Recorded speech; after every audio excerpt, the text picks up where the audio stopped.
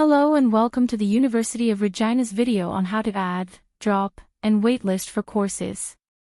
In this video, we're going to review how to add, drop, and waitlist for courses using your UR self-service account. In order to add a course, your time ticket must be open, your account must be free from any holds preventing registration, and you'll need to have appropriate course registration numbers or CRNs for the term or terms in which you're attempting to register.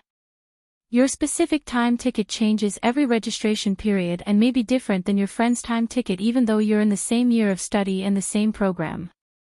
This is because time tickets are based on the number of credit hours a student has already earned, meaning students with a higher number of credit hours earned will be able to register earlier than those students with fewer credit hours earned. Once the system is updated in each registration period, your specific time ticket, along with any applicable holds, will be found in your UR self-service account.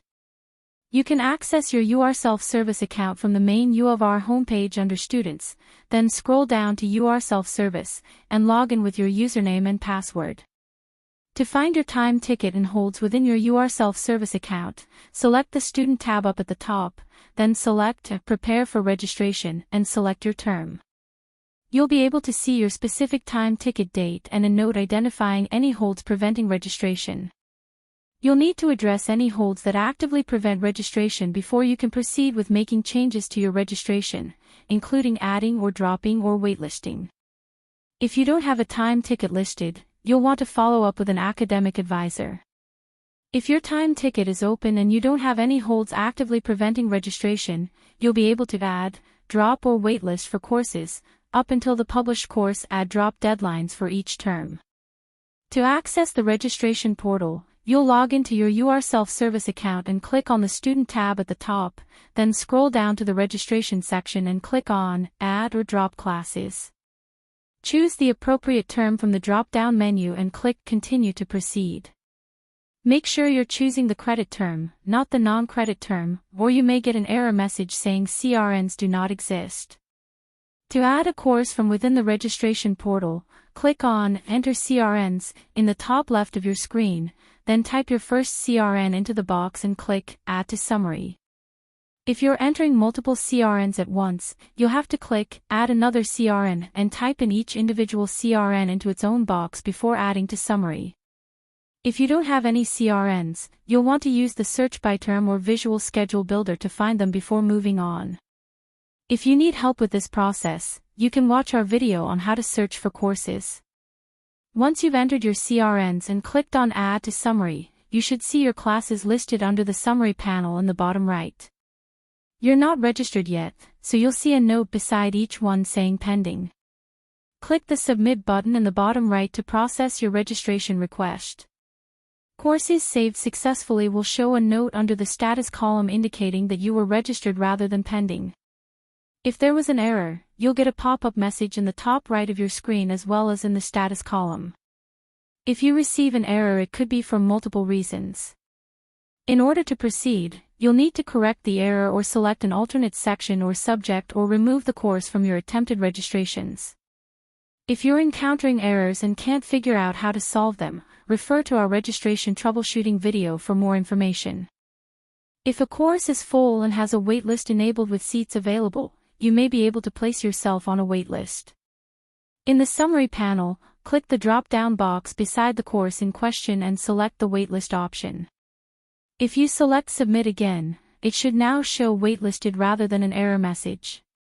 Students sometimes forget to click the Submit button again, even though they chose Waitlist from the drop-down menu, so they think they've successfully waitlisted but it hasn't actually been saved. Always ensure your waitlisted course shows in your Summary section as waitlist. If it doesn't, you may not have saved it or another error may have occurred. When you've added yourself to a waitlist, you'll be able to view your current position on that waitlist using your Schedule Details panel in the bottom left of your registration portal. Your current position on the waitlist will show in the top right corner of that specific course's details. If and when a seat becomes available, it will be offered to the first person on the wait list. That person will be sent an automatically generated email to the email saved in their UR self-service account as their preferred email address. From the time the email was sent, not the time the student opened the email, they'll have a set period of time to get registered in the course. Typically this time period is 24 hours, but the deadline may change to 12 hours as the start of the semester gets closer.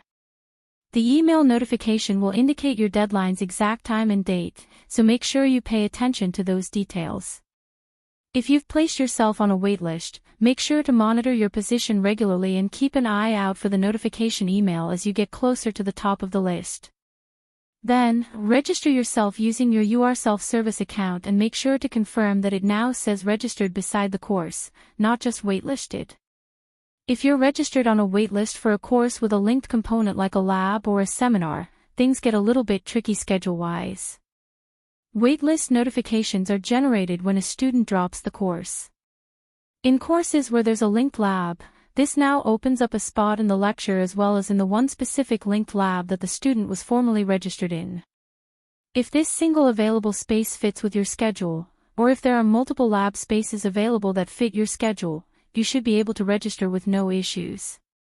However, if this one available space doesn't work with your schedule, you have some other things to consider. If this course is a priority for you, you may need to drop some other courses or rearrange your schedule to accommodate this open space. You can also let your waitlist notification expire, then add yourself back onto the waitlist in hopes that next time the open lab will fit your schedule better. It's important to note that when you add yourself back onto the waitlist, you add yourself back onto the bottom, not at the top, so you'll have to wait for everyone else on the list to be offered a spot before you're offered one again. Waitlists are typically removed after the first day of classes each semester. The exact date changes each semester and can be found using the waitlist deletion deadlines PDF on the Registrar's Office's webpage. Once waitlists are removed, if a seat becomes available, students can then register themselves on a first-come first-served basis, regardless of their former position on the waitlist or if they were on the waitlist at all. Students also cannot be overloaded into full courses while waitlists are still in effect, even if they have professor permission. Remember, registration off of a waitlist is never a guarantee, so if you need a specific number of courses or credit hours in order to qualify for things like scholarships, student loans, band funding, or your study permit, you may want to register in additional courses just in case you don't get the waitlist spot you're hoping for. Then, if you do get a spot from the waitlist, you can drop an alternate course that may be less of a priority for you at this time. To drop a course, you'll access your registration portal again, find the course you're wanting to drop in your summary panel on the bottom right of your screen, and change the drop-down option to Drop Course, then click the Submit button. If you're dropping a course with a linked component, make sure you're dropping the appropriate number of CRNs. Before dropping a course, make sure you're aware of any financial or academic implications of doing so. Dropping a course may result in a full or partial tuition refund, but it might also result in no refund, depending on when you drop it. As well, depending on when you drop it, dropping a course may result in no grade on your record, or a neutral grade of W, or an automatic failing grade of NP which calculates into most averages at a 40%. If you're not sure what your drop deadlines are, you'll want to refer to the drop deadline dates in your UR self-service account. You can also type individual CRNs into the Registrar's Office's refund schedule website linked in the description below this video. This can be especially helpful during the spring-summer semester when courses tend to be condensed into shorter periods of time, meaning those drop deadlines can occur earlier in the semester than you may be expecting. If you don't see a drop course option beside your registered course, the window to drop the course without a failing grade may have already passed. You can confirm this using the refund schedule or by contacting an academic advisor. When adding dropping or waitlisting for a course, make sure to pay close attention to the schedule panel in the bottom left. The schedule panel shows your schedule for the entire semester, not just on a week-by-week basis, and includes class times, exam times, and waitlisted courses.